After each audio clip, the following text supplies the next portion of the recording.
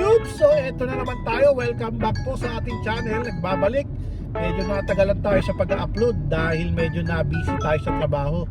So bali eto, long weekend na. Start na ng long weekend. Ano bang araw ngayon? Miyerkules. Kakatapos lang ng trabaho natin, pero kung makikita nyo pala, full pack kami ngayon. Magka-camping kami ngayon. Dumiretso na kami sa campground pagkatapos namin ng trabaho at ng check-up ni Esme. Ayan, hanggang ngayon, di pa rin nagsasalta. Ewan ko ba, mga cubes talaga natin PPI. Ayun mga ka-cubes, kumusta po kayo dyan? Yan, nagsalta din sa ngayon kasi hindi ako nilagyan ng gasolina. So, bali ito, papunta na tayo doon sa campground. Almost 2 hours pa mahigit ang babiyahin natin. Medyo na-traffic tayo, rush hour na kasi. Almost 5:30 na ng hapon. Saka pa lang tayo pupunta sa campground sa Provincial Park dito sa Toronto, Ontario. Hindi pala Toronto, Ontario, bali sa Bancroft na. Labas na ng Toronto. Doon tayo pupunta ngayon. Maglo-long weekend tayo doon. So, saan yun? Casino. So, ay, naku, hindi yan. So, bali ito nga, ayan. So, hopefully, malampasan natin itong traffic na to para makapagtayo pa tayo ng tent.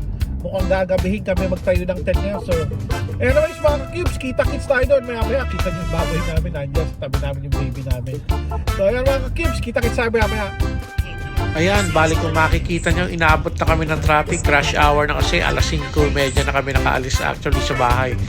So ayun, so bali enjoy na lang natin ng trip. Maya-maya luluwag din yan paglabas natin ng Toronto.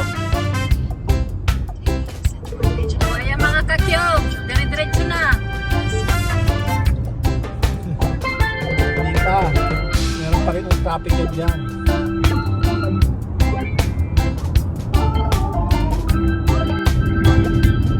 Finally, wala nang traffic. Dire-diretso na. Let's go. Malapit-lapit na rin tayo.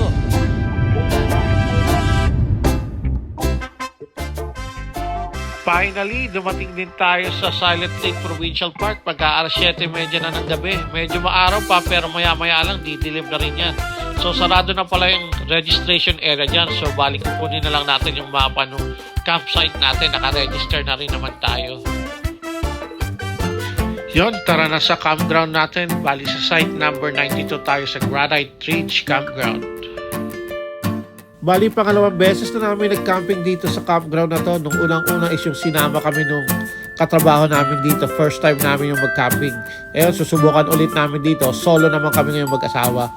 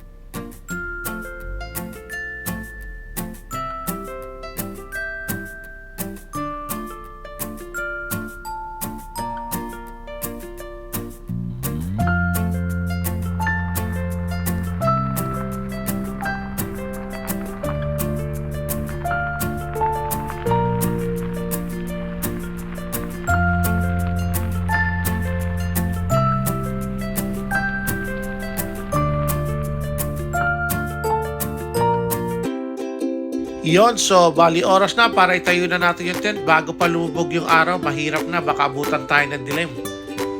Bali, kabisado na pala namin i-set up tong tent na to kasi ilang beses na rin namin siyang nagamit dun sa mga camping trip namin ng mga nakarang taon. Kaya ito, bilisan na natin dahil maya-maya lang didilim na, sigurado ko.